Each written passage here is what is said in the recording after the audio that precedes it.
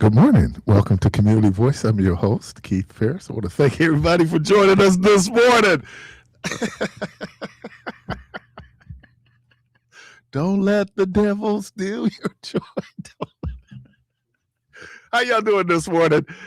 Hope everybody okay? I will start with Jay. What up, Jay? I'm great. Okay, great. What's that, Clark? Hey. What up, Debo? All right. All right. So, look, man. Look. Hey, y'all. Look. You look. And another thing.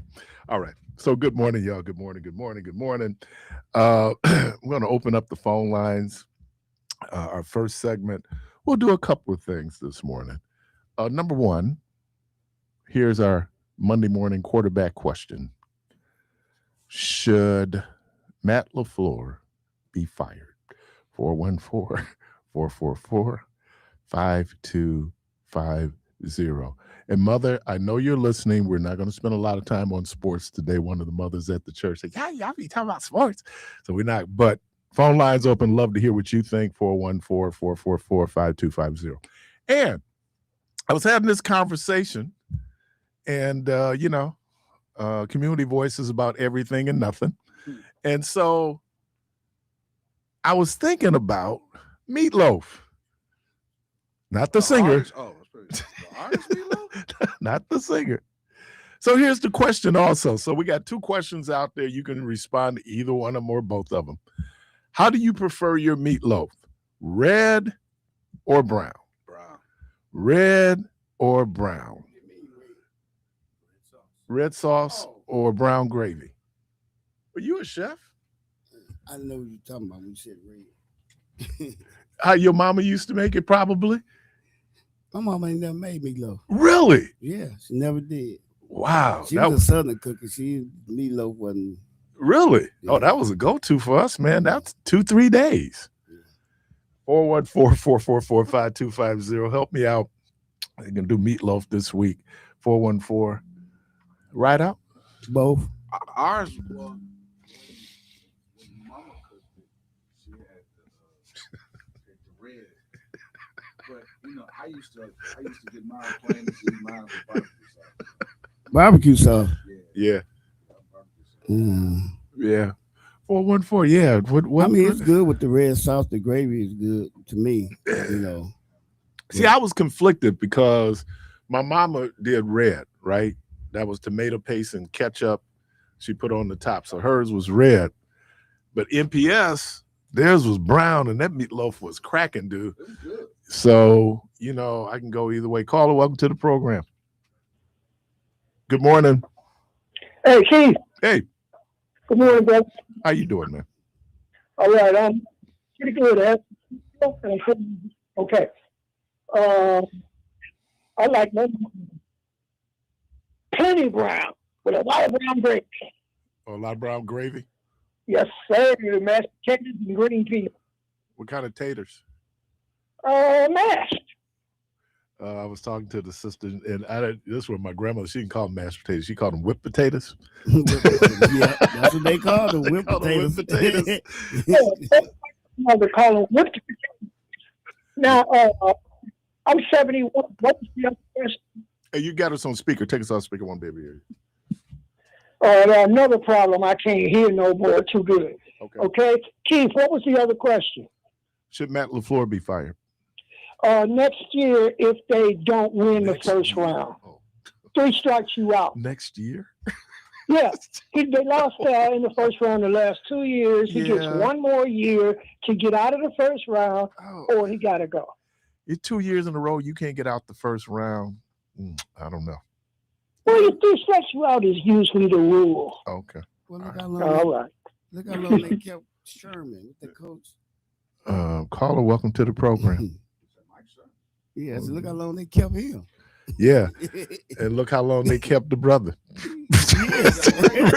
Ray Rose. He got just kept a year. He was 8-8. And Sherman was 14 or long time. Man. Sherman was losing. They kept him, but I don't know, man. I just think I'm not in that locker room, but I feel like he's kind of lost that team. I don't know, because to be honest with you, man, it was really on the corners, because how they was getting burnt, and you getting confused on them plays and who you supposed to hold. It's not on coaching. I even though they haven't won under his tenure, but watching that Chicago game, man, that last play when they scored to take the lead, Tell me how you can score 3 straight times, right? Second half, you have to punt 3 straight times. That's play caller, and he calls the plays. or is it execution? Because though you can call the play. He was calling some play like, do not give that ball to Jacobs because he has not gotten through the line once. Why are we still running that play? I know you got to run in order to do play action, but okay, let me get the call. You get me upset all over again. Man. I couldn't. You know what was crazy though? Yesterday, I'm worship leader yesterday. So as we get to our liturgical reading, we do John 14, and guess that starts off, let not your heart be troubled. Too late. Too late without scripture. That was like, oh, but my heart is troubled. Caller, welcome to the program. Good morning. Fire LaFleur. Thank you. Get rid of him. And secondly, no, I'm not no red meatloaf. Oh, you're a brown guy? Man, what the red meatloaf? That's a egg cheeseburger. What you eat that with French fries? Yeah, man, give me some fries and some barbecue Ain't sauce. no, man, that ain't no no. You go mashed potatoes, brown gravy, and green peas. No, that do sound Cornbread. good. Not though. the peas. Not the peas, but Not I the do peas. like the Why string beans. everybody hate peas? The man? peas. String the beans, so peas. you wouldn't do string I do beans with string beans, Hey, man. No, the peas. Why do everybody hate peas, man? Peas 'Cause they got a nasty. aftertaste. No, man, you actually, this is how you got to eat them. It's an art to it. You got to accidentally pick up your mashed potatoes and some peas in there. Oh, man, that's some good eating. Isn't it Don't interesting? do it on purpose. Do it by accident. Say, dude, on accident. Hey, isn't it interesting that what they decided to use for vomit in The Exorcist was green pea soup? Oh, wow. I'm not the soup. I ain't really fond of. Did that tell you all you need to know about green peas? But Chief, I'm about 2 years younger than you. I've never watched The Exorcist. I've never watched Star Wars. I never watched Jaws. Really? They just never piqued my interest. You know, it's fun. My mother would not watch slave movies, so my mother has never seen Roots. That. She's never seen Roots. At that time, I didn't see a lot of all the Roots. I saw bits and pieces. My mama, any slave movie, my mama wouldn't watch. I know she didn't That's see. how I Gone with was. the Wind. I wasn't fond of that either. Yeah. Okay. But no red meatloaf. Come on now, y'all. Man, you tripping, man. We got more callers. All right, man. Appreciate you. Caller, welcome to the program. Well, good? dial tone. I don't know. I can go either way. I know Rhonda does a sweet kind of red sauce. But yeah, I just hate when they put too much of the red sauce on top. Okay. Then that's the only thing I hate about with the red sauce. With the Some red people sauce. put too much on it. So, what kind of sauce is that? Is that tomato sauce? It's like a Well, tomato it's like sauce. tomato sauce, tomato paste. Some people Yeah. use ketchup. Now, that's what we use. And he's right. Didn't that be a burger? Yeah, well, give me a meatloaf burger then. Caller, welcome to the program. Good morning. Morning. Thanks for taking my call. I believe they should fire Matt LaFleur. And So- because they lost too many games down the stretch, Yeah, they lost 5 straight games. But And- see, but you got to ask yourself: is that on the coaching or is that on the players executing? some of it is on the players, but a lot of it is on the coach because they had plenty of time to correct the problem down the stretch. Just because you're in the playoffs and you rest your players on the last game, that doesn't mean you're going to do something when you actually play the game. And some of the other coaches should be let go because it was stated that when Mike Parsons got hurt, he was advised to wear a different size cleat Any pass rusher will tell you that if you playing on grass, you do not wear long cleats. Thank you. All right, appreciate you. No, I did hear that before. Caller, welcome to the program. I did hear that one before. Good morning, Keith. Good morning, Angela. Yeah, he should be fired. He got to go because that was some BS. I think somebody getting paid somewhere, and some of them players, they need to kick them off. They need to kick all the players off, start out fresh, because something ain't right. That just, man, look, I turned my TV off. You know, one of the sisters. Now, look, I didn't want anybody talking to me about that game yesterday. Oh man, I was furious. We was talking about it at church. Me and one of my we was in the choir. We was talking about it. I said, girl, did you see that? I said I had to turn my TV off in the third quarter because I knew they was gonna lose. Bro Powell came up and he just set it off. So it's funny you said it as conspiracy afterwards because yeah, there are a lot of women who watch. And partially with him being hurt, then they defense, man, come on, what is y'all doing? Well, Chicago is, man, look, all y'all need to be fired. The coach needs to be fired. The assistant coach, get a whole new team, a whole new fresh coaches, and just start all over because somebody getting paid somewhere. Right, somebody doing something wrong. Let me ask you this: what's your preference in meatloaf, red or brown? I don't eat beef. All right, appreciate you. Yep. All right. But you know what? Why they just don't fire the kicker? Man, that's what my wife said. We should have got the kicker that we had. My wife said that. Well, he's on contract. You ain't man. Damn that contract. Okay. That kicker that kicked that 67 yards. Yeah, man, he was a school teacher. Well, that's what Rhonda said. And Rhonda is she is not a football fan, but she watched the second half of the game. She said they need to get rid of the kicker. Yeah, and I'm going, no, just don't stop with the kicker. And 25 got to go. He got Nixon. Go. No, but that cat that blew that coverage, who was that, Valentine? That blew that coverage? How you get confused? They go in when they should be going out. Caller, welcome to the program. Man, God, dog, man, I'm frustrated. Caller, welcome to the program. Hey, what's up, brothers? How y'all doing? What's happening? Play right at St. K. Hey, you know what? One thing I didn't like what that coach did. He went for the fourth down too many times this year. Yeah. And when you lose great players, them two people that got injured right away, that means a lot. Because I think if Aaron Rodgers would have got injured, they wouldn't have won the Super Bowl. Yeah. Great players mean a lot. When you lose them, it just messes up everything. And then that kicker, man, they had all year to get a good kicker. We had one. I don't know. Please, brother. He's been hurt, man. We had one. Oh, but you didn't say, should they fire LaFleur?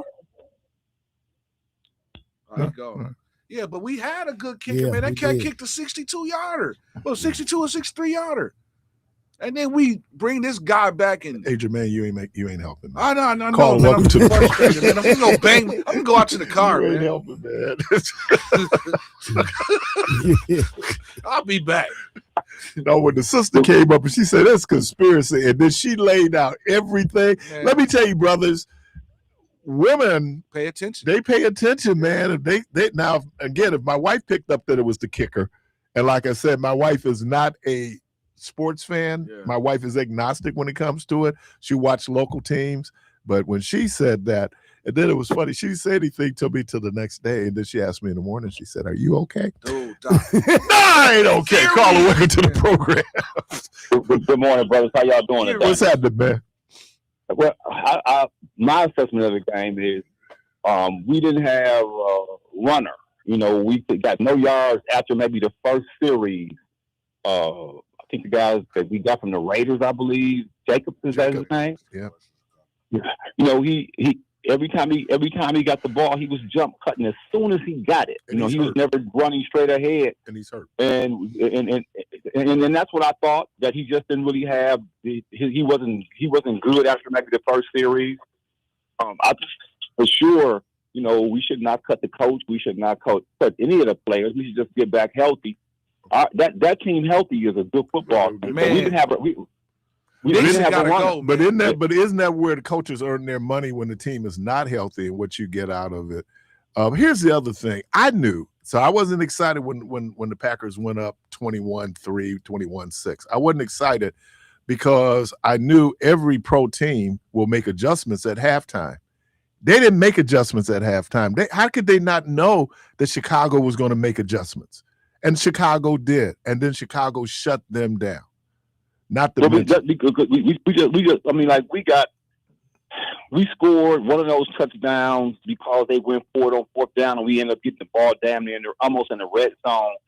When we stopped them on fourth down that one time, they really should have even went for that. So we were in like an unbelievably great position.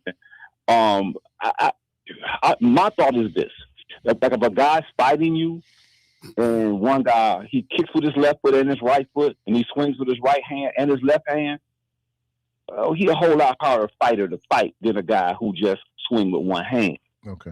The Packers only had passing. We had zero running. There's an article in the New York Times this morning talking about that very thing. But it was our line. No. They were saying instead of them taking what they were giving them, take 5 yards, 10 yards, he's trying to do the deep throw.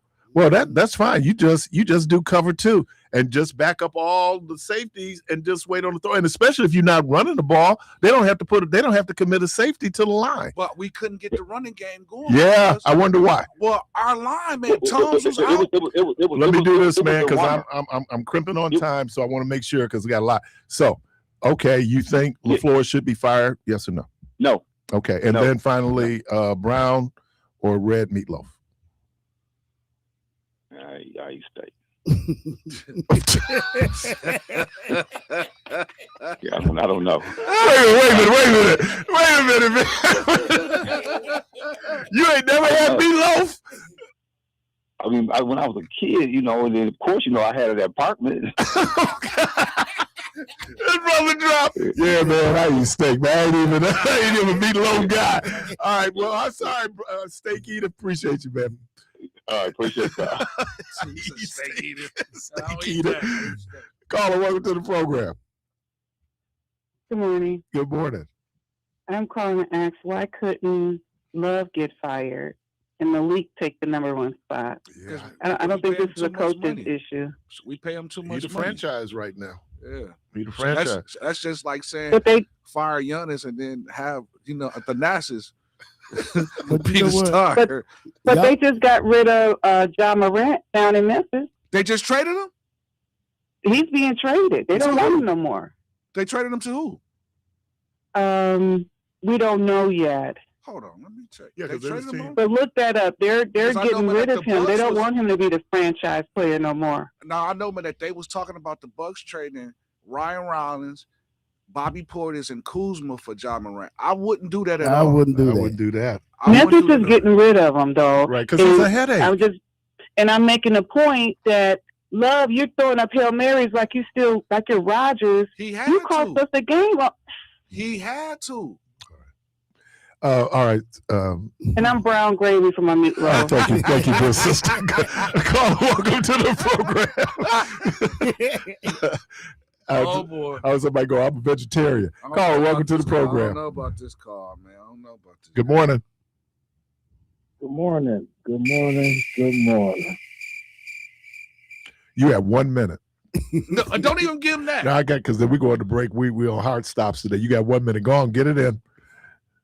I know you guys are knowing, but I've been telling you that for weeks ago about your coach. Weeks. Now you want to ask that y'all should fire the coach. Man, I hope y'all lose. Fired him a long time ago. I hope y'all lose this week, man. I hope y'all lose. All right. I hope y'all lose. You know what? I'm gonna say this. I thought about it.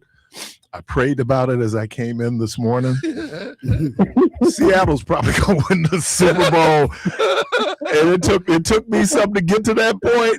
But when I'm looking at all of the data, it looks like there's nobody, because there's no way San Francisco is going to. Well, I say no way. It's gonna be tough for San Francisco injured to go up and then beat them in Seattle. I just, so let me do this. Appreciate you, man. Last caller, because I got to take a break. Caller, welcome to the program.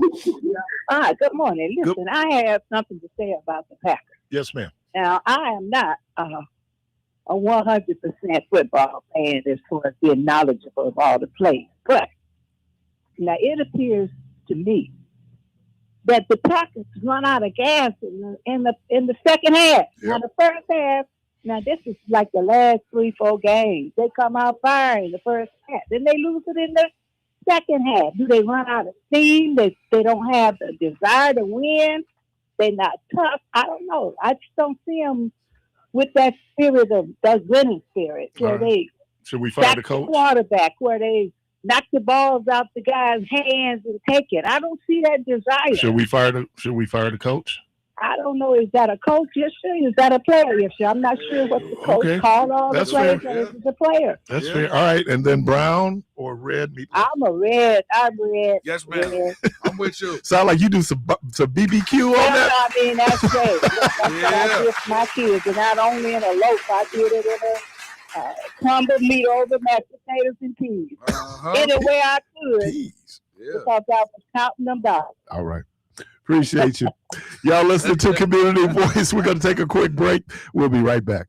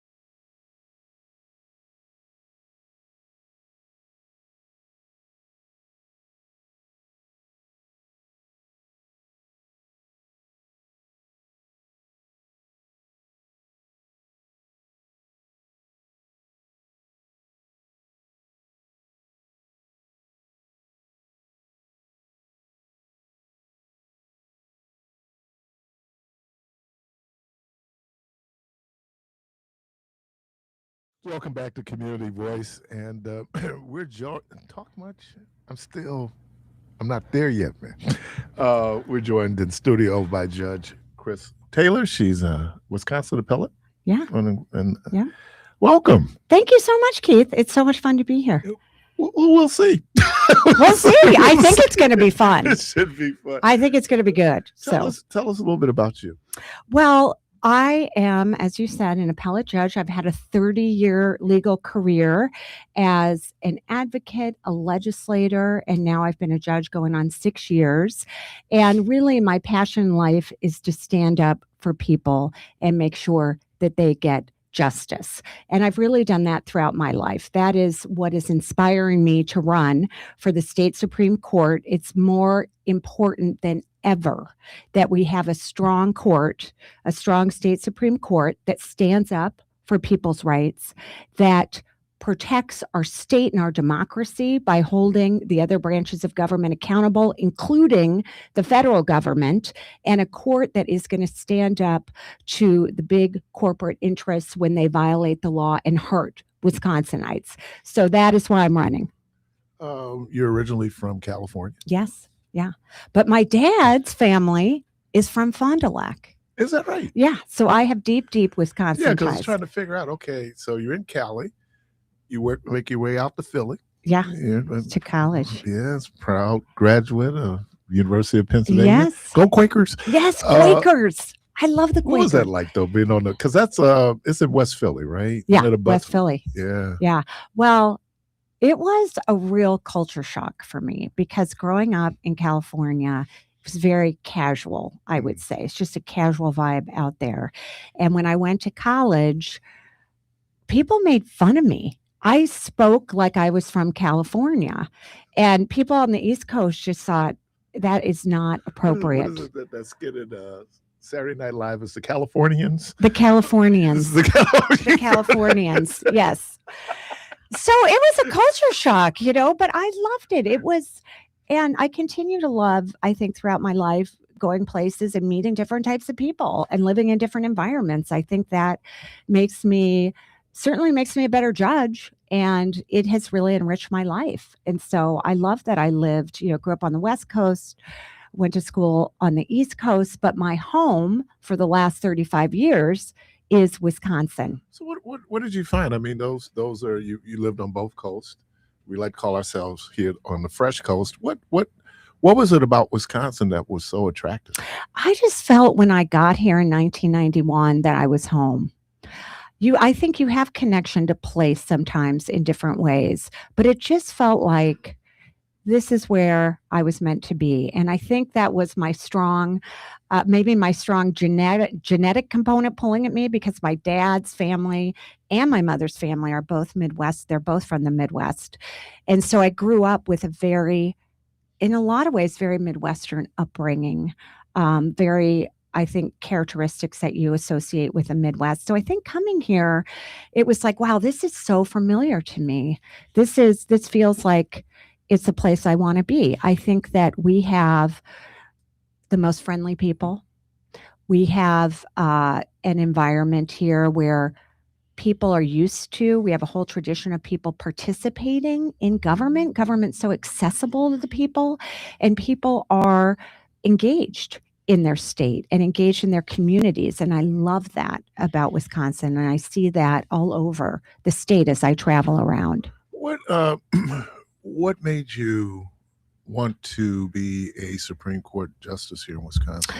Well, I always knew that I wanted to be a lawyer because I saw firsthand in my life growing up how the law helps working families. My grandma was a single mom to my mom and her brothers for most of my mom's life.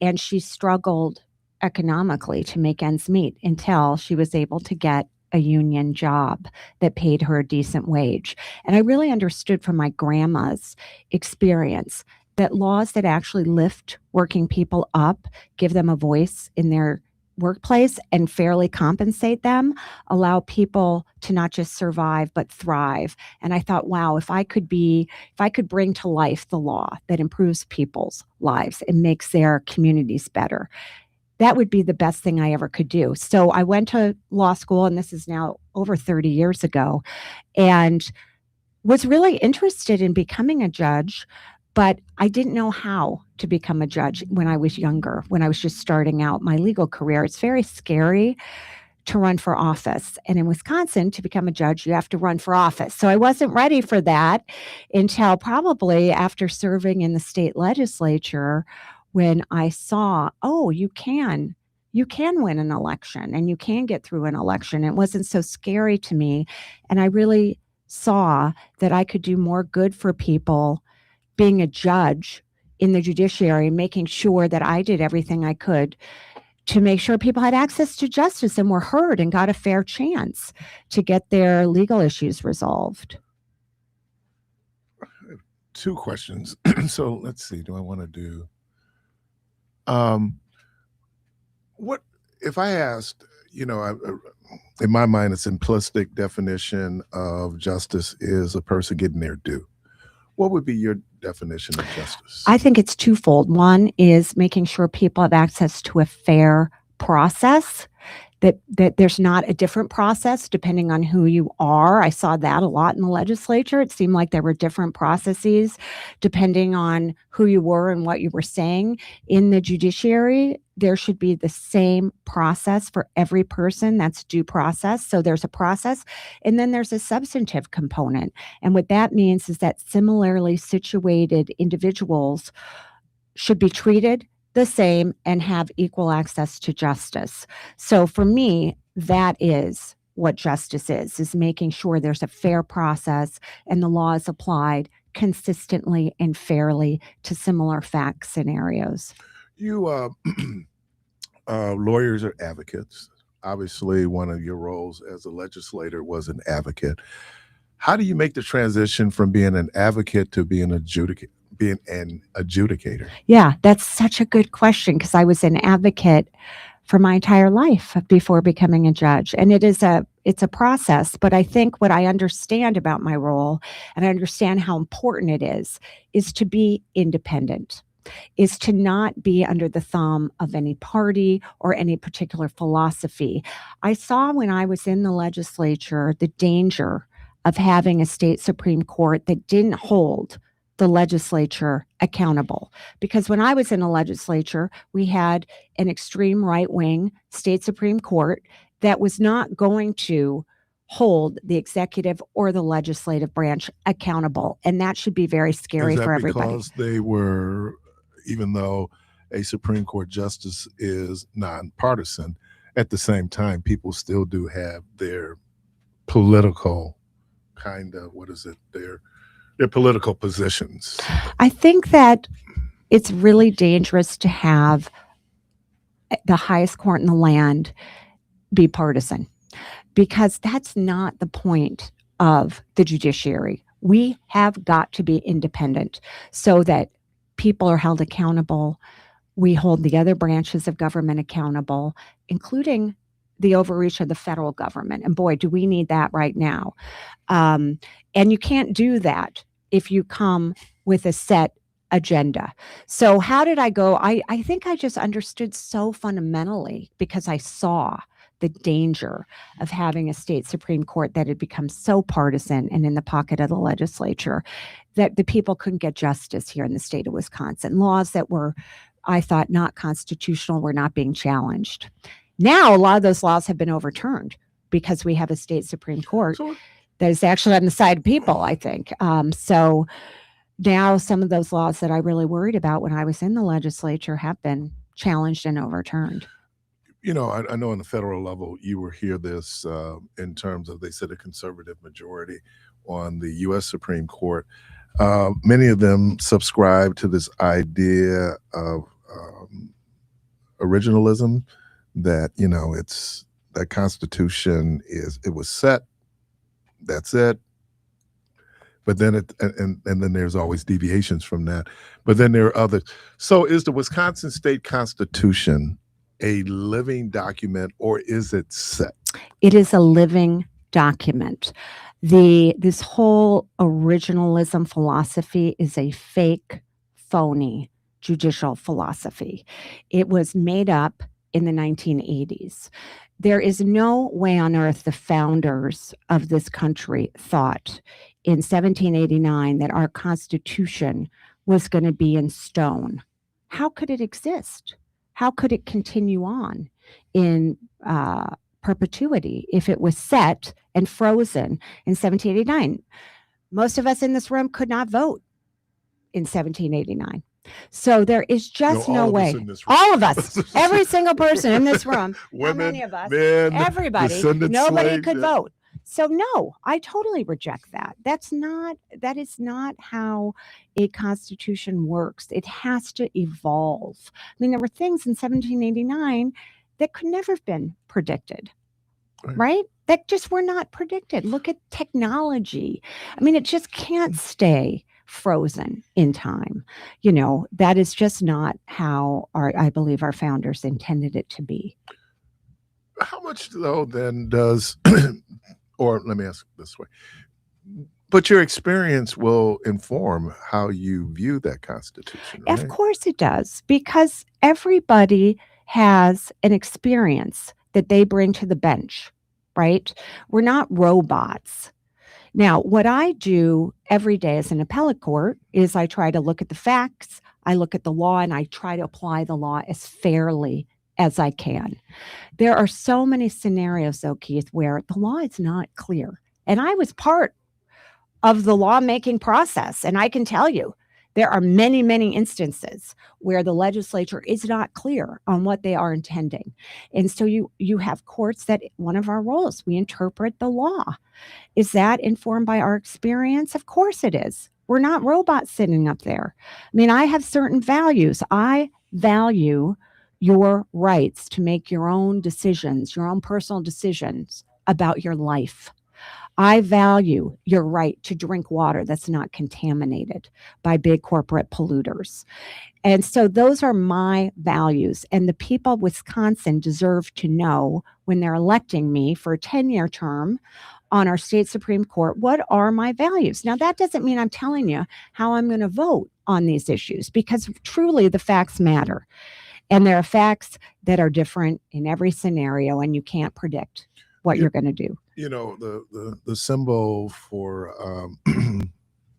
for justice is a scale.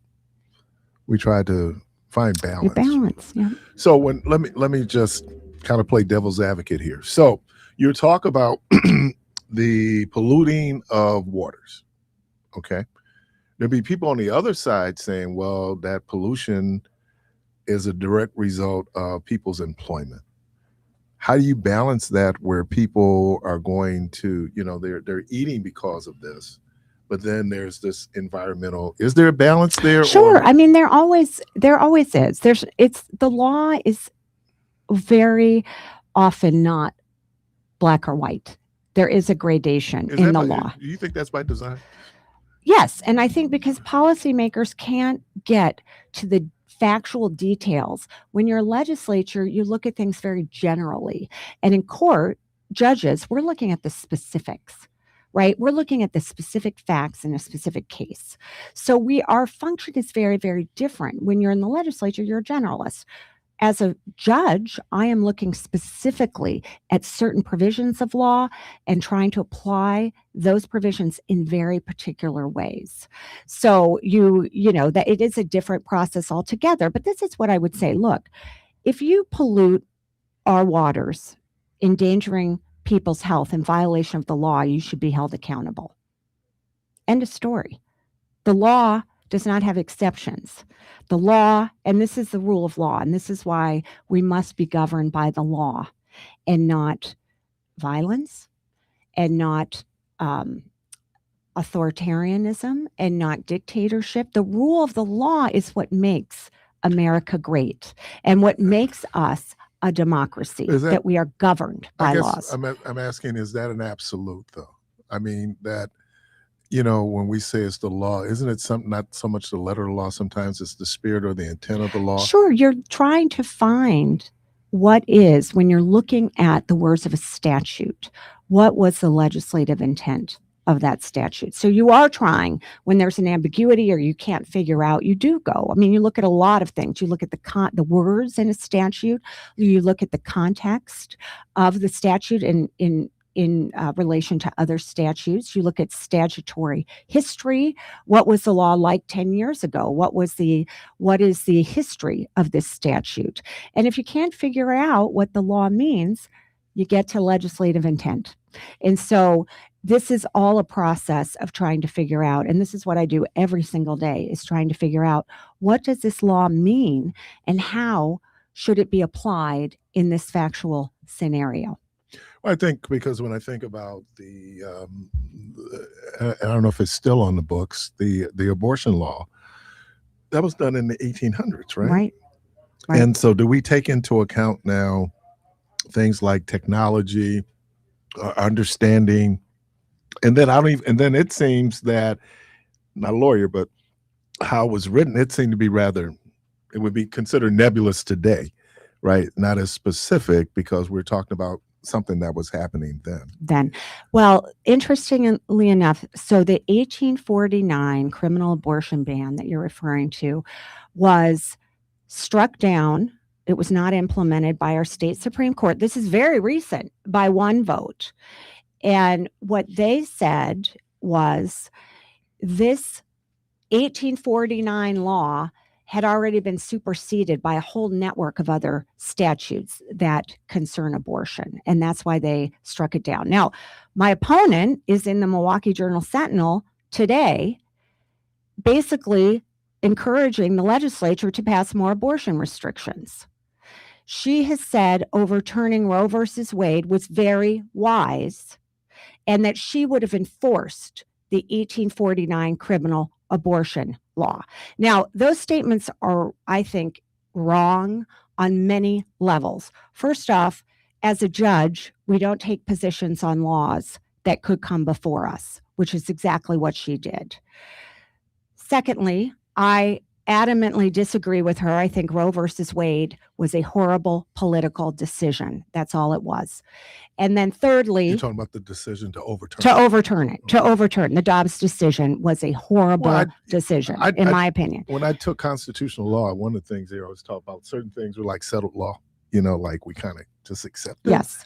And that one was surprising, but I understand the politics behind it. Okay, so that was 50 years of precedent, Keith, as you acknowledge, that was overturned like that. So I disagree with that. And I also agree with the majority on the state Supreme Court that voted not to implement an 1849 criminal abortion law. So my opponent and I could not be further apart on these issues. It seems like with everything we have going on right now, this race is kind of flying under the radar, unlike the last Supreme Court race we had where millions of dollars were spent. Do you see this now as, that's right, because Elon Musk tried to put his hand on the thumb on the. Remember when he was in the state? So do you see this election kind of the same thing? Or? I hope it's not under the radar, because it's so critical right now to have a strong state Supreme Court that's going to protect our states, our rights, and our democracy. It's April 7th, you all. Don't forget to vote. Look, the far right is going to dump money in this race, because if I can win, the majority on the state Supreme Court is going to be pro-constitutional rights, pro-democracy, and is going to hold corporations accountable when they violate the law. That is not what my opponent is going to do. She will do the opposite. But the far right, who she is beholden to, my opponent, is going to spend money in this race. They will wait, in my opinion, like they did last time, to dump money the last month, and we might not see Elon Musk, but his money could very well be in this race. And even if it isn't, my opponent has been supported by these out-of-state billionaires in the past. But there would be people who are out of state who would be supportive of your position. Look, Keith, I don't have the billionaires. I don't want them. I want the people of the state of Wisconsin. I'll tell you, no one can spend like some of these right-wing individuals, these billionaires. Elon Musk has unlimited capacity. Some of the others that have supported my opponent have unlimited capacity. But we, the people, still beat them last April, and we need to do so again. So when it, and this is kind of a general political question, you've had legislative experience, obviously. You've had to run for judgeships. Do you think we will ever get from under the thumb of Citizens United and just the amount of money that can be spent? I really hope so, Keith. There are things the legislature can do. And I know this because I was in the legislature when the majority was gutting all of our campaign finance laws. There are things that policymakers can do. Now, I'm not a policymaker, so that's not my branch anymore. But yes, of course, there are absolute things that can be done to prevent this inundation of money in these races. It's not a good thing for our democracy, and something does need to be done, quite frankly. Give me 3 reasons why we should vote for Chris Taylor, Wisconsin State Supreme Court. Sure. First of all, because I care about people and have devoted my life to trying to do whatever I can to improve people's lives. Second, I will defend people's rights and I will protect them. And that is something that is a motivator for me. And third, I will make sure that our state is protected from the overreach of the federal government and the other branches of government when they act unconstitutionally and unlawfully. And we need that more than ever. State Appellate Court Judge, Ms. Chris Taylor. I don't know why I'm blanking today. Thank you. People want to find out more about your campaign. Yeah, go to my website, chris4forjustice.com. Please join my campaign for justice. I welcome and need everybody's help to win this race. Appreciate you, and certainly nice meeting you. Nice meeting you. One other question. Sure. You may or may not be able to answer this question. So when you were in Philly, did you like cheesesteaks? Of course. Tony's, or was it Tony's? Tony's cheesesteaks. I don't know Tony's cheesesteaks, but I'll tell you, Philly they really do live up to their reputation in making the best cheesesteaks. Oh, I did enjoy those. Cousins has a pretty good cheesesteak here, though. Okay, all right, maybe so. But it's not a Philly cheesesteak. It's not a Philly cheesesteak. We just had a guy, he had a place right over here. He was from Philadelphia, and it's called Taste of Philly. So he did the genuine Philly cheesesteak. But I think the whole divide was whether you put Kobe cheese on or cheese sauce, right? Oh, yeah. Yeah, that was it. Yeah.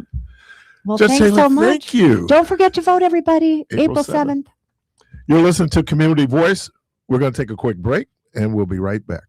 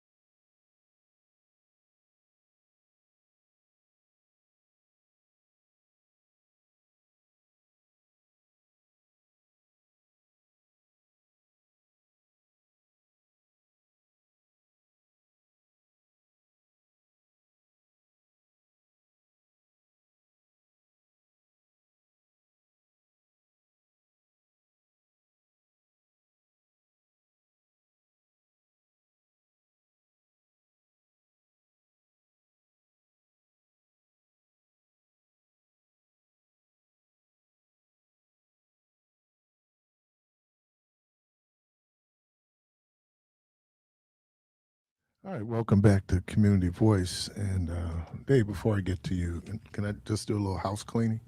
Please. Why are you wearing Green Bay Packer gear today? Because I'm depressed. A little painful, isn't Yeah, it? I was thinking the same thing. I'm like, no, it's just a reminder, man. Man, I'm gonna tell you, honest to God, truth. When I got up this morning, You and should took just a say you shower, have anything else clean. That I would accept that. No, I actually put this on because I couldn't watch the local news. Oh. I couldn't watch Sports Center. And I was down at St. Kate's when this all happened. So I couldn't even play right. So we had Chicago Bear fans that was down there. So right before the game, I'm talking trash. I mean, man, we hate y'all. Y'all garbage. We own y'all. Y'all are our little brothers. So the first half, when we was whooping them. Feeling good about yourself. Oh, man. I mean, my chest was, I said it with my chest. And that play. Okay, that I got all of that. Yeah, so how we get to today? That's 2 days ago. Okay, I was still living in that. You should have put some black tape. I was Put a black X. I was still living in that moment. And I was hoping that maybe by me going back and reminiscing, I can change the outcome of it. But I used to work at the courthouse, and I could tell you if the Packers won or lost. You know, on Mondays, if they won, it's Green Bay Packers everywhere. Yeah. If Monday they lost, no green gold, no none of that. Nobody talking. I thought maybe you went into a shell and didn't change. He was that depressed. Thank you, brother. Thank you, brother. And I love you, Debo. Do they change clothes on Saturday night? He's a church musician. I ain't sad. No, but listen, I'm not lying, but I was down at St. Kate's. And we was on stage, we was performing, and they was yelling out the score. Man, I started missing notes and all on the piano. So they looking at me like I'm looking at my phone frustrated. Oh my God. Man. Yeah, I think I'm gonna turn it inside out. I'll be back. Every time I look over there, it's just like I was like, you just get better and better. Yesterday, our liturgy. I was worship leader. Our liturgy yesterday was "Let not your heart be troubled." Oh, it was troubled. And my heart was so troubled. Oh my God! We have Mr. Dave Morgan, and he is the president and CEO of the Greater YMCA Metropolitan Milwaukee. It's a mouthful. Yeah. Welcome back, man. I appreciate it. I'm glad to be back. Good to have you back, man. And you're here to talk specifically about the King Day breakfast. Yeah, it's a special event for us. Not only do obviously the opportunity to honor Dr. King's life, it's just something that we've been part of for a long time, 20 years, in fact. So this is my first time at the event, so I'm really excited about being there. Is there a keynote this year? Well, Vincent Lyles will be our MC. He'll be kind of leading us through from Milwaukee Succeeds. We just, it's broken down on a lot of different parts. And I think that's what's kind of cool about this event, because it really epitomizes Dr. King. While it's a YMCA event, it's not about the why at all. I get a few minutes to speak about the why and our involvement, but really, we've got 3 young writers that get to share their Dr. King writings. We get to honor 2 other nonprofits. We don't honor the why, we honor the work of 2 other nonprofits at the event. So it's really kind of cool, because it's about, Dr. King was about focusing on the movement and never about himself. And that's again about how this event is portrayed by the why. Do you see that in terms of Dr. King always talked about the beloved community? Mm-hmm. Do you see that this and other things that you do at the YMCA is a promotion of the beloved community? It is. I think, it's really interesting the way you put that in the community, the world we live in today, about, the issue people are having about issues around loneliness and isolation. And, the why is about bringing people together, bringing around a common theme of making sure people feel like family. And that, for me, that's the way it's always been. And that's the way we're going to continue to pursue this is about the wise work, about being for all. It's one of the few organizations that really crosses over racial, ethnic, age, socioeconomic barriers, and it really brings everybody together in a community and gives them the same voice. And I think that's important. So there are essays that young people are doing? Yeah. So we have typically a year, a theme. This year's quote is, true peace is not the absence of tension. It's the presence of justice. And so the young writers take this quote and put it in their own writings. In fact, this year we started the event a little bit early. As we led up into upcoming Monday's event, November 11th, I think it was, we had at Highmount School, we brought in our writers, or a few of our writers, to share their speeches with some of our senior members. We brought them over from our Ebenezer, our program that we run, our healthy living program, and the young kids got to share their speech with the we'll call our senior adults.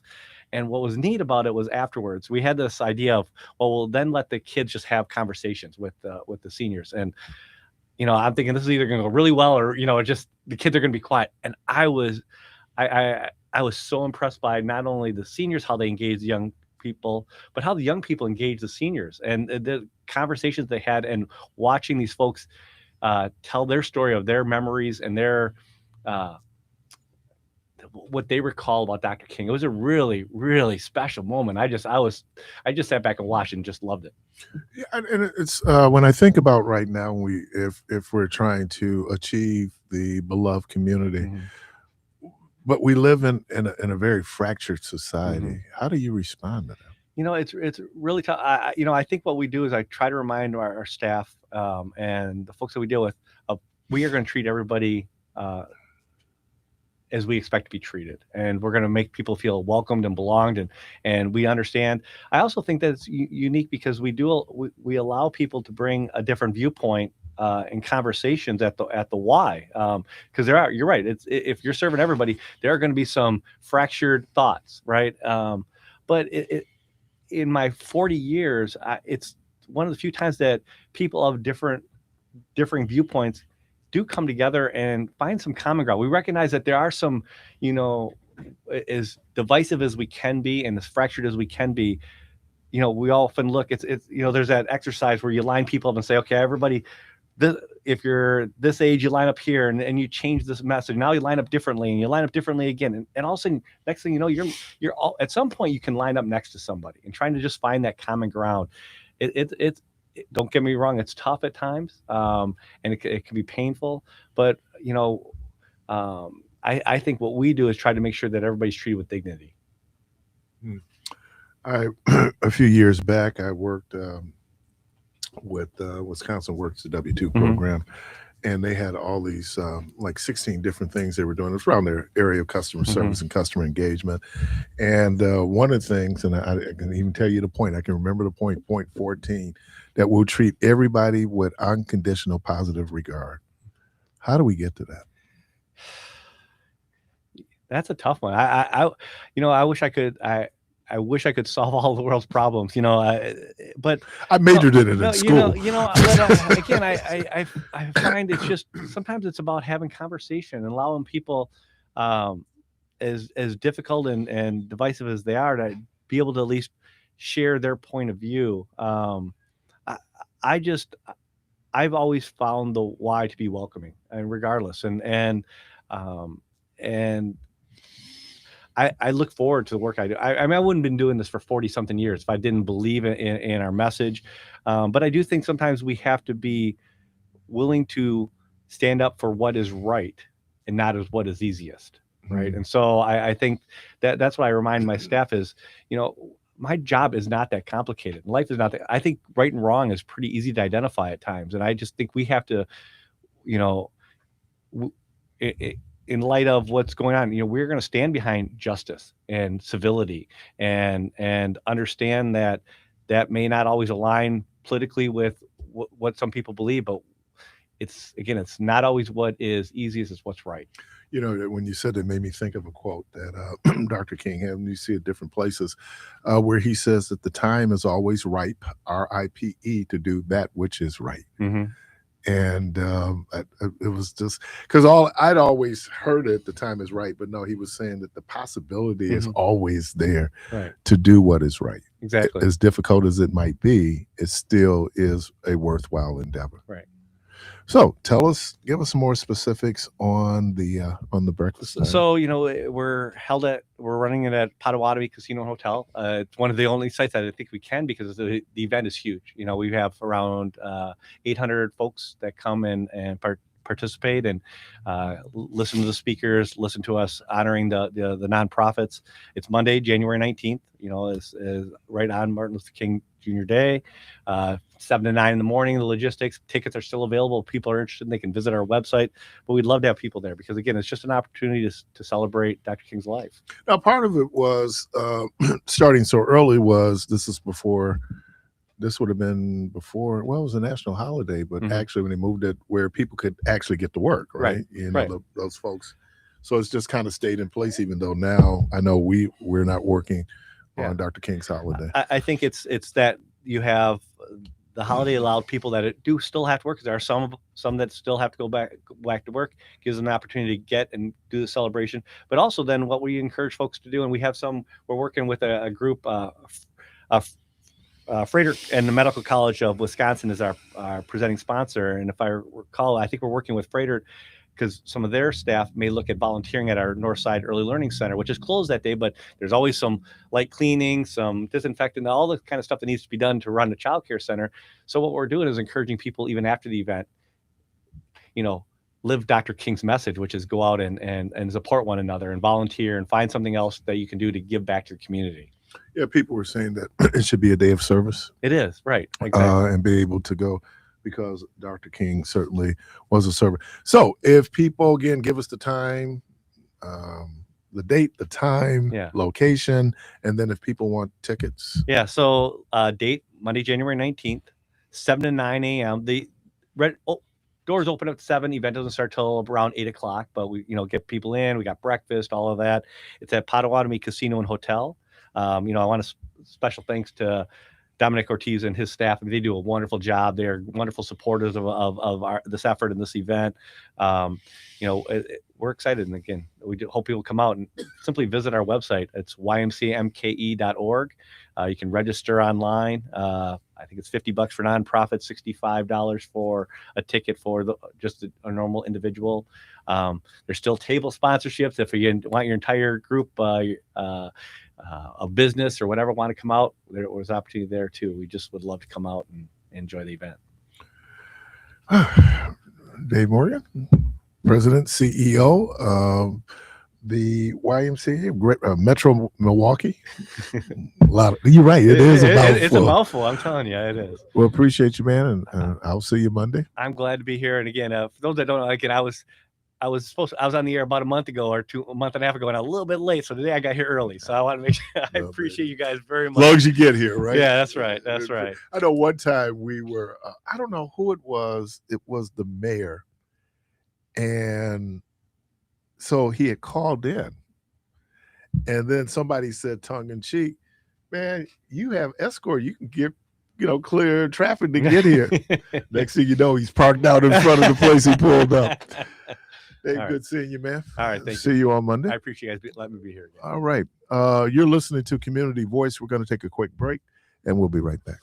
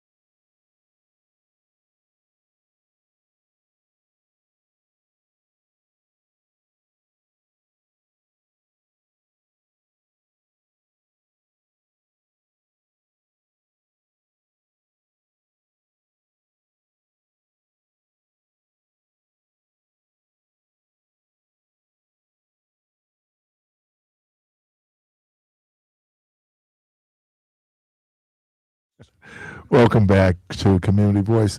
Clark, Yeah. you wanted to do something special. Go on, Yeah, I man. like to wish my wife Pam a happy birthday today. 58. 58. Is that it? Yeah, that's it. Well, you know what? Hey, I'm piggyback off that, man. To wish my little brother's birthday. Okay. Ronnie Rideout Sr. So happy birthday, Happy birthday to him, too. And I Love don't you, know. man. I don't know if she's listening, but tomorrow is Judge Christine Taylor's birthday. I get a chance to wish her that over the air.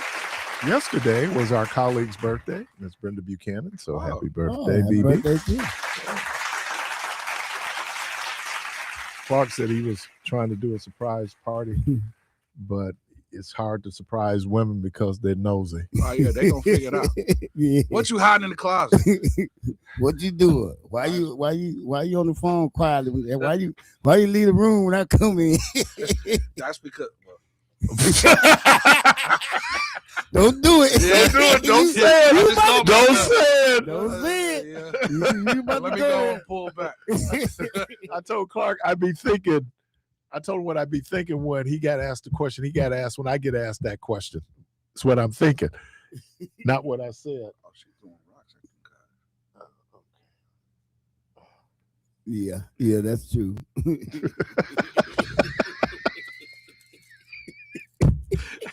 Hey, man. Oh, I'm tough in my mind. Oh, yeah. I'm tough in my mind. Oh man, That's what I say to I myself. got my pants up under my armpits in my mind. Right. But you know, was it Bernie Mac? I ain't scared of you. Oh, I'm Right. scared. I ain't gonna even lie. I'm scared. Caller, welcome to the program. You better be scared, Jack. Good morning. Good morning. Good morning. How you guys doing? Good. What's happening? Hey, I just got a couple of things to say about what do you think about original gospel, contemporary gospel, and how much of that apply to what's happening today in the world? So when you say original gospel, give me some artists who would be original gospel folks, and then what would be contemporary? I would start with contemporary, maybe Kurt Franklin. In the original gospel, I would go first back is James Cleaver. Okay. And I look at that being the way society is today. The contemporary, it seems like it's running more than the original gospel. Looks like everything is going towards contemporary gospel. And I think that's I got a lot to do with what's happening in the world today. Now, What do you guys think? what about when Edwin Hawkins came out with Oh Happy Day? Yeah. They consider him the father of contemporary gospel. So that's over 50 years ago. Well, yeah. See, that you got to be careful because when you say original gospel, that really goes back before blues and jazz. Rosetta Tharpe, Yeah. So when you say James Cleveland, Claire Ward, and that style of music was really catered to the time that music came out. So you would hear songs that's made up of that, of that type of feel. You had a lot of organ and the organ drove the songs. In contemporary music, again, it's really due to the times we in, because when Walter Hawkins put out "Oh Happy Days," they didn't like that because of the disco era that we was in. It wasn't disco. Well, it wasn't disco. Hippie, It was there was a soul. hippie. So then when the Winans came out with "These Are My People," and that whole project, they was looking at them sideways because that was the disco era. That 80s and that early 80s going to the late But 80s. gospel is like they're musicians, man. The music is the musical style. When I'm thinking, like when you talk about Mahalia Jackson, if you're talking about Professor Thomas Dorsey, but I think I think it's evolved again. Well, yeah, it has evolved because of the times that we are living in. So music has changed tremendously. But music is evolving. Yeah, it's evolving. So I would think that because there were a lot of Baptist churches that wouldn't do use drums. No, well, come on, don't remind me. That they wouldn't sing Precious Lord. High Baptists wouldn't do Precious Lord. I heard that. And it was, but now if you go through our black songbook, our black hymnals, Precious Lord is in there. I think that what today, and you really gotta push the envelope. A lot of times stuff will be ahead of this time, and then people will catch up. There was a lot of stuff that Andre Crouch did that black churches weren't with, but white churches loved. Right. And then, so I agree. I think that it's just, there are people still out there doing what we call traditional. I think Richard Smallwood was very interesting because Richard Smallwood, when you would listen to some of that music, it would be hard gospel, but it'd be classical, be hymns, and how he was able to, do that. And I hate to use that term classical. It's really old, dead, white dudes music, because, Well, in my mind, Precious Lord is classical, No, it is. So okay, does the music have a effect on the religion? Because it seems like it does. It doesn't. It doesn't. You're saying it revolves. Yeah, I think it's style of worship, and I think that our style of worship is constantly evolving. I don't know what your tradition was growing up. I grew up Baptist. One of the things we held on from when we came from the South was deacon devotion. I love the Lord. He heard my cry. And we would do that. Well, that's Dr. Watts. That was a chant.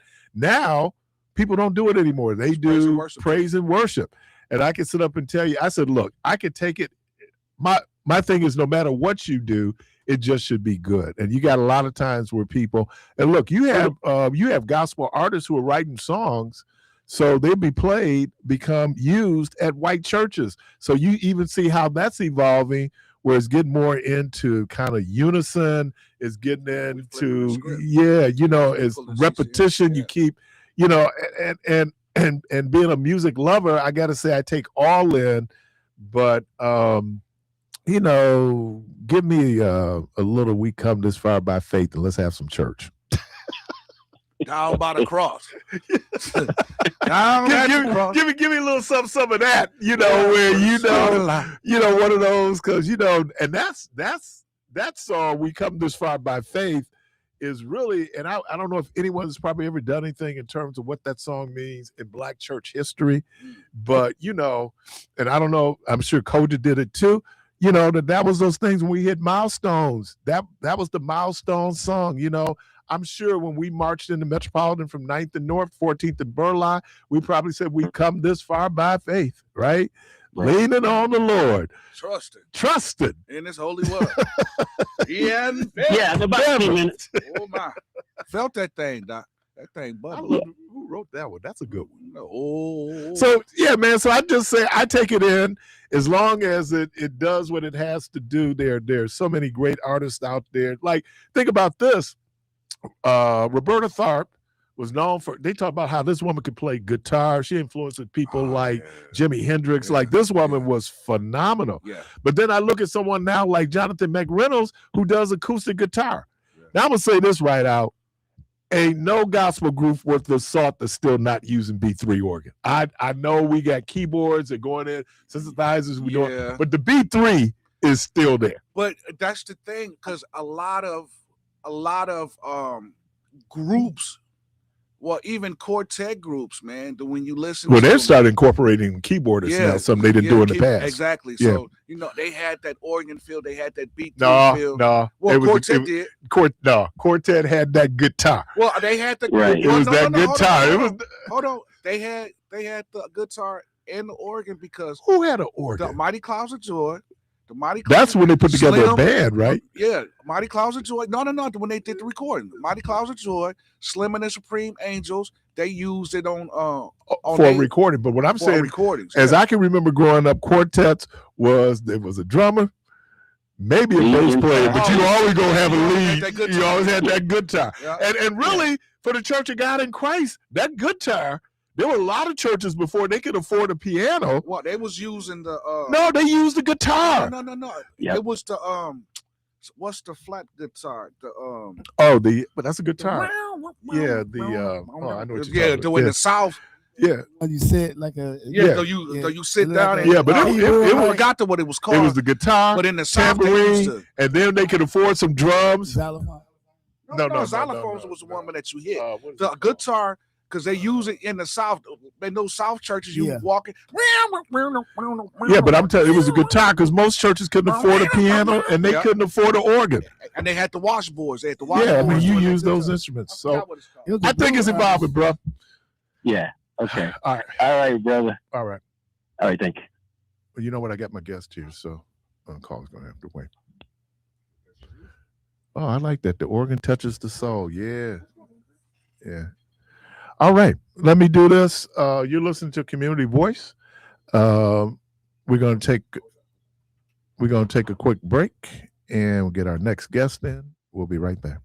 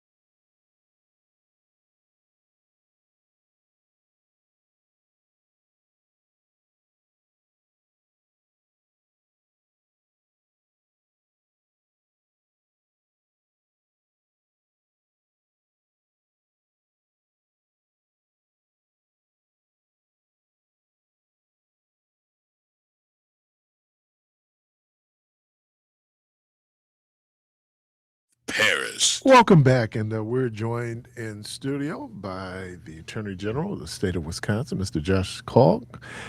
Good morning. Good morning. Thanks for having me. You know, I've interviewed you over the phone. This is the first time I think you've been in here. It's good to be here in person. Good to be here in person. Oh my God. So what's it like being Attorney General of the state of Wisconsin in these crazy times? Well, that's a busy time right now. That's for sure. You know, one thing that over now almost a year that has really consumed a lot of attention is all the stuff going on in Washington. And day after day, we see some new crazy policy announced, some new action that's trying to dismantle some important program. And we have been right at the center of a lot of these fights. My office has worked with Democratic AGs around the country to challenge a lot of what the Trump administration has been doing. We've now joined over 40 multi-state suits challenging different actions this administration has taken. Can I just kind of ask an inside baseball question to kind of preface our conversation this morning? So when the Department of Health and Human Services will send child care money, doesn't the state of Wisconsin, isn't that a contract? So it works a little differently with federal programs. And that's actually one of the issues that's come up is, you know, there are different ways that the Trump administration has tried to really dismantle programs that are fundamental to communities. Sometimes they've already awarded contracts or there are grants that have already been awarded. In other cases, Congress has passed a bill and said, you got to provide this funding. And they're saying, we're just not going to provide it. So what happens in the courts depends a little bit on where things are in the process, and that impacts some of our relief. So I'll give you one example. Over the summer, the administration said, we're going to freeze funding for 6 different programs that provide funding for education. Now, there's law in place passed by Congress that says that they've got to provide that funding. And what the administration said was, we don't care what the law says. We're going to freeze this funding. The impact on schools in just Wisconsin would have been over $70 million. Here in Milwaukee, it would have been about $17 million if that funding had been withheld for the full year. And they just said, we're not going to do it. So we went to court. We joined other states. We sued them. And we basically said, you've got an obligation to provide this money. And on that case, they backed down, actually. Some senators pushed them. The money was provided. So it wasn't a contract, but there was a law in place that we were able to enforce by going to court. So, but just so I'm clear, so there is a difference. You could have some, once that contract is signed, if you don't provide the funds, wouldn't you be in violation of that contract? Yeah, so the way that it works when you challenge a federal government contract is a little different from how it does elsewhere, but that's another thing we've seen. So another example is there was one of the programs was funding through the National Institutes of Health. They provided funding for some research that was being done at UW-Milwaukee. There was nearly a $2 million grant to look into substance abuse and violence prevention. There was already an agreement out there, and they said, we're going to terminate this agreement. And they said, we're the federal government, we can terminate it, and we don't have to pay the money because we're a new administration, we get to do what we want. And that's another case where we were in court, and ultimately we won a partial result there. And what the court said was the funding they had provided before they have to live up to. So it's a lot like a contract would be. But that's one of the things we're seeing is there are all these obligations or promises that had been made. And this administration is coming in and saying, we don't care. We're going to ignore them and pretend like they weren't made in the first place. Part of, and I don't know why I'm sitting up here feeling like, you know, back during the height of segregation, states in the South would argue states' rights, right? It seems now that states are arguing states' rights. It is, and maybe I just thought that was such a, maybe because it was so tied to segregation, I thought that was a bad thing. But there's this thing out here called state rights, right? Yeah, I mean, as balanced federalism, and then. Yeah, our Constitution is set up so that we've got, you know, if you go back, part of the idea behind when our country got founded was they were concerned about having a king, having somebody who was a ruler like King George in England. And so they devised a bunch of different ways to prevent too much power from getting concentrated. They look down 250 in anybody's hands. It's amazing, right? It's amazing. 200. They're so prison. 250 years ago, they knew this dude was coming. And so they divided powers. You know, we've got the judiciary, we've got Congress, we've got the presidency. Now, whether they're doing much to stand in the way right now is a different question. But they also said we're going to split it between states and the federal government. Now, when the federal government passes a law, like civil rights legislation, the federal government has the ability to do that. So if Congress passes a bill, they just passed the so-called big, beautiful bill earlier this year. It does a lot of things that I don't personally like, but by and large, that's federal law, and we got to live with that. There's some things, there's one aspect we're challenging, but for the most part, it's federal law. But what's going on here is a little different because we've got the president mostly not acting pursuant to some law that was passed. He's actually largely ignoring the laws and saying, we're going to take these actions that harm states in defiance of what Congress did. And we, go ahead and challenge us. And that's what we've been doing. We have been challenging them.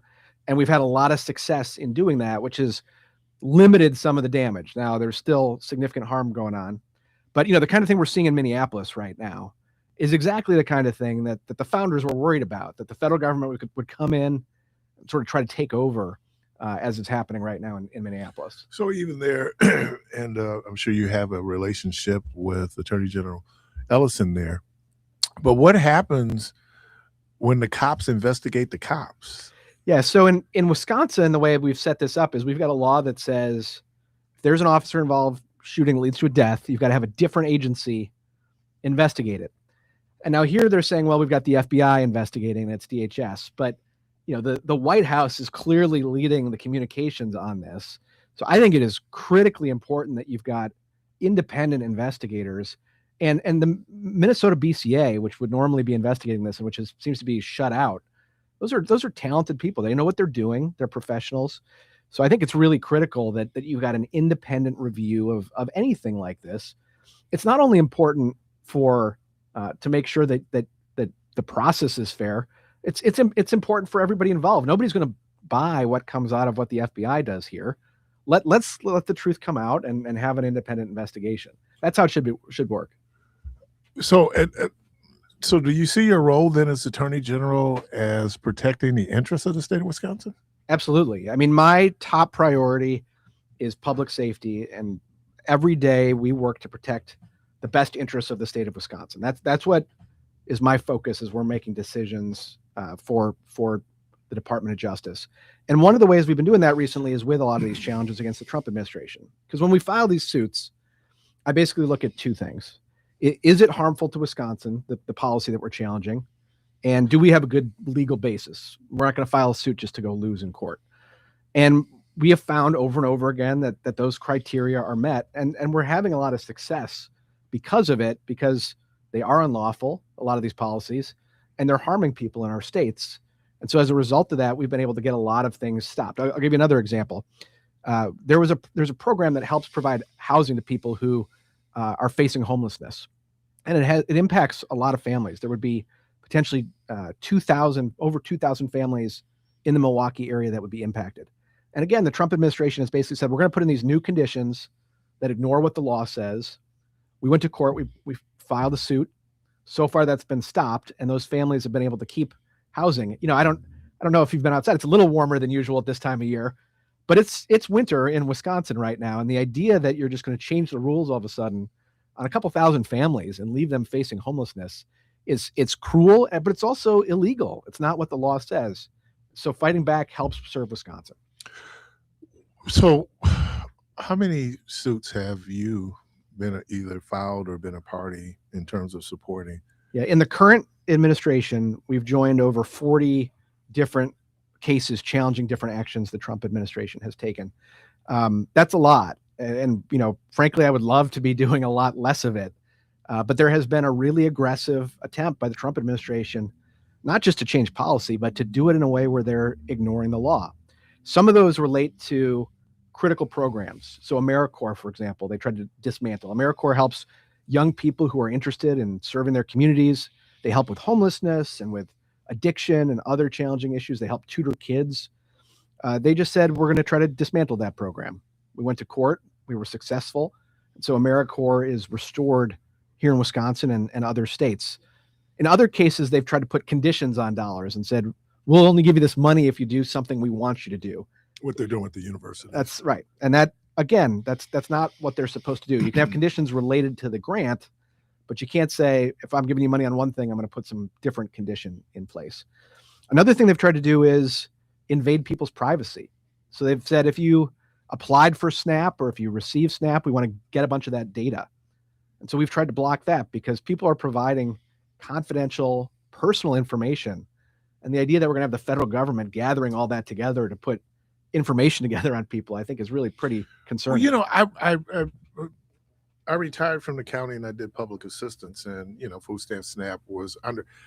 I was always under the impression that the federal government always had that information. I didn't realize that it had been, like I've used this term, segregated to the point where only state of Wisconsin could really see that data, not the federal government. That was surprising. Yeah, one of the protections built into a lot of these programs is that data is not all stored in one place, because we don't want the federal government to build, you know, dossiers on citizens to have all this information that they can use to weaponize against people. And that's what the Trump administration is, I think, pretty clearly trying to do with the information they're gathering. And it's not just SNAP. It's also with healthcare programs. They're trying to gather voter information right now. And so protecting those protections, keeping in place those protections that help keep people's privacy safe, that's an important part of what we're doing. And then last but not least, some of these programs are challenging people's rights. And we have taken action to protect the rights of people in our state. And we're going to keep doing that if they keep working to undermine people's rights. Do you think Wisconsin's getting a bit of a pass because it's a purple state? You know, it's been interesting to see how things have developed. One of the things that's clearly happening is that the Trump administration is targeting states that he thinks are not politically aligned with this administration. But look, Minnesota is a pretty purple state too, and they are right at the center of what's going on right now. Well, but the governor did run against him. So. And also they've clearly decided that they're going to target particular communities. There has been really horrific rhetoric about the Somali American community there, and we have seen this really disturbing effort to target folks. What I didn't know was they pointed out that over 80% of those folks are U.S. citizens, most of them born here. Well, that's one of the things that, you know, just shows how absurd what's going on in Minneapolis is right now. Is I don't know that the folks who are there even thought this operation through before they deployed all of these ICE agents to the Minneapolis area. So how much do you think then is performative? Well, I think a lot of it is for content. They seem to care a lot about generating content on social media. And I think one of the things we've seen is that when this administration started, they came in with a lot of momentum. People were backing down to them left and right. And that's kind of changed over time. I think we have seen them have some pretty significant defeats. I mean, the idea that Congress would vote to release the Epstein files, which, this Congress was doing everything the administration wanted at the start, that was a pretty big shift, just as one example. It looks like the Supreme Court was going to rule against them on tariffs. We'll see how that comes out. But they're starting to get some real pushback.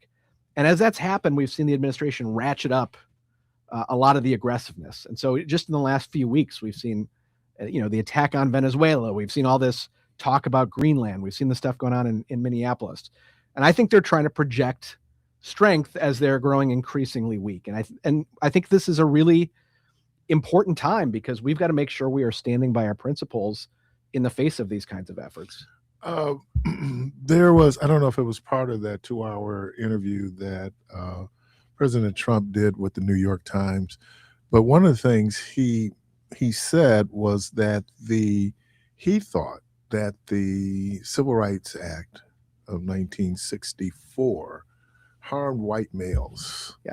And do you agree with that assessment of the impact of the Civil Rights Act of 1964? I mean, it is what he has said is just so preposterous.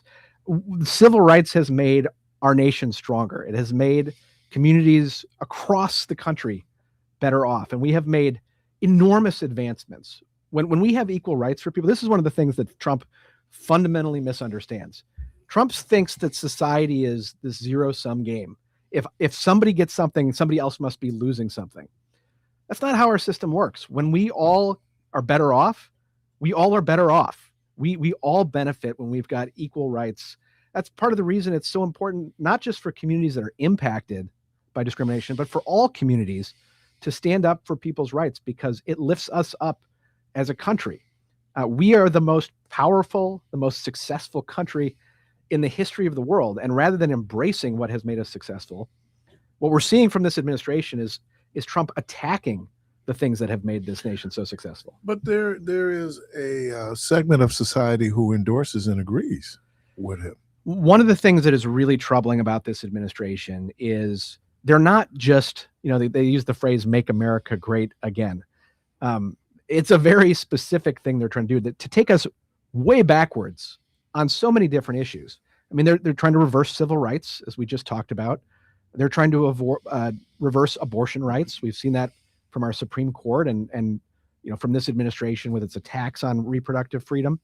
They want to take us to a pre-NATO era. This president is putting the most successful defense alliance in world history, is just disregarding it so that he can threaten Greenland of all places. I mean, that's the kind of reversal we're seeing. So what we are seeing is not just an effort to slow change. We're seeing an effort to dramatically reverse progress that has been made. But I think part of what makes this so dangerous is that you have people there who, what's the word I want to use? They're not, I want to say serious. I don't get, other than the people who put together Project 2025, I don't get a sense of that these people are serious. That's the word I want to use. Serious in terms of serious thinkers. I think, as you just said, it is production.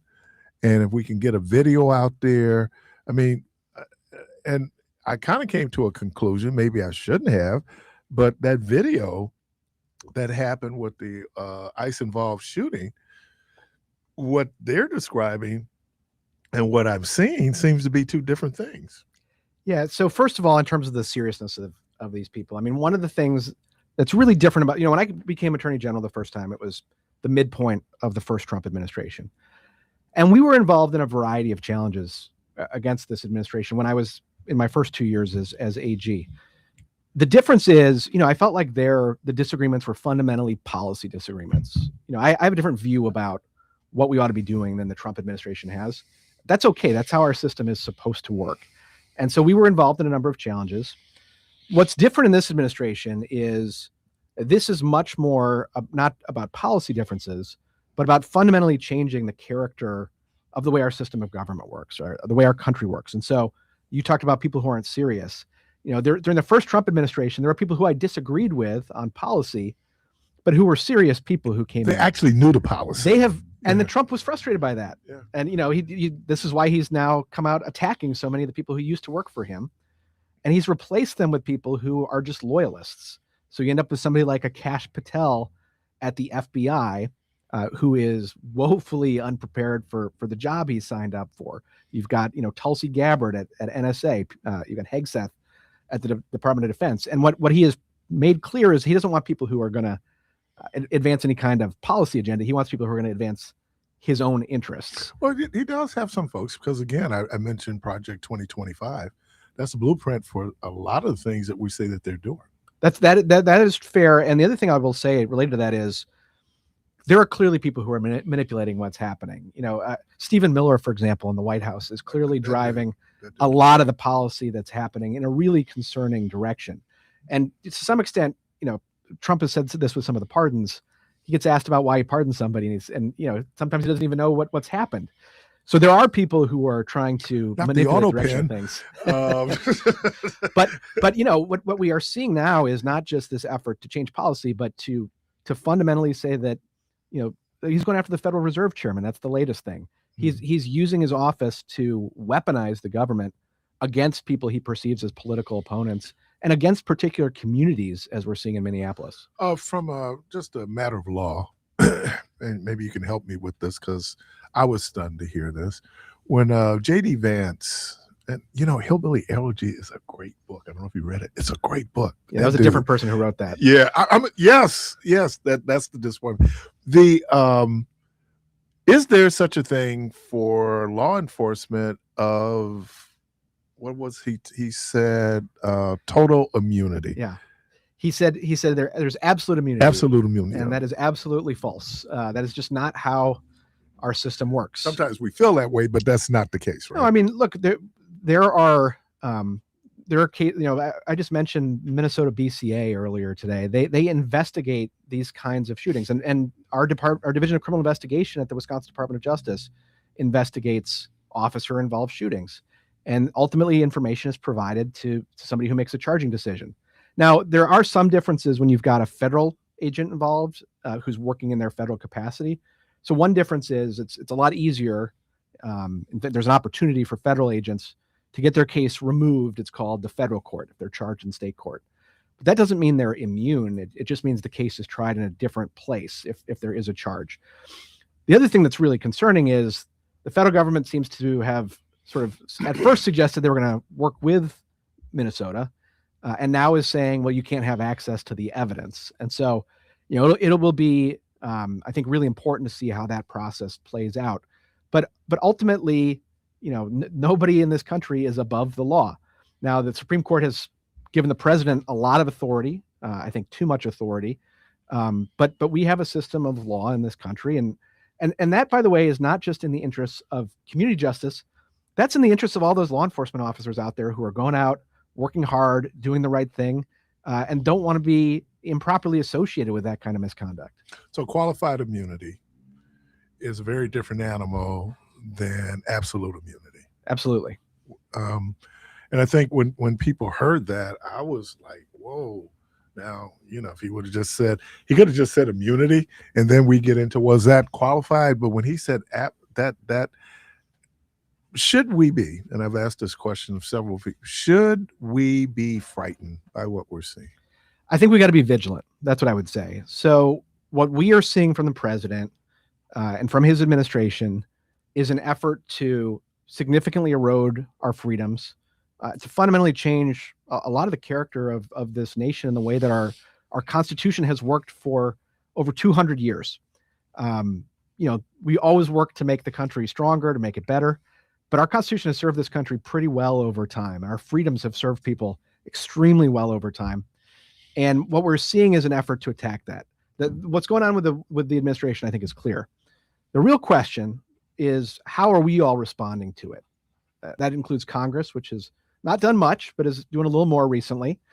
It includes the work that we're doing in these multi-state cases where we're challenging it. And one thing I will say, I want to make sure people don't lose hope. Courts have actually been really good in holding the line. We are involved in a lot of these cases, but a lot of the times when the Trump administration is flouting the laws, the courts have stepped in. So you see the headline, Trump is doing this thing. What you probably don't see is court blocked it a few weeks later, a few months later. There is one exception to that. It's not perfect. Judge Cannon down in Florida. But other than that, even his appointees. I haven't agreed with every Supreme Court ruling either. But what I'm saying, but even with his appointees, I mean, she's an outlier down in Florida. Yeah, no, but the courts have pushed back, and ultimately, this is democracy. People are able to speak up. They're able to have their voices heard. And that has had a big impact. I mentioned before the education funding they tried to withhold. We filed suit, but also a bunch of Republicans, I think in the Senate, sent a letter to Trump. And I suspect there were a lot of people making noise about schools losing funding all of a sudden. When people speak up, that is a power that really can often make a huge difference. And I am really confident that people care about our liberty. They care about our freedom. They care about our system of government. And we're seeing people rise up to speak out, to demand that our country remain free and open. And the more that we see that, the more heartened I am. So I think we've got to be vigilant, because if we're not, there really is danger here. But if people remain engaged and they are part of the process, I feel optimistic. Wisconsin State Attorney General Josh Kaul, appreciate you, man. Thanks for having me. Always great talking. Certainly great talking to you in person. Let me thank the Honorable Christine Taylor. Let me thank Mr. David Morgan. And let me thank again Attorney General Josh Kaul for being part of the program. Callers, we appreciate you. You eat meatloaf? I like meatloaf. Red or brown? Oh, brown. I'll eat it all. It's meatloaf, right? Hey, y'all, the good Lord willing, creek don't rise. Hope to talk to everybody tomorrow. And as always, go for this place of peace.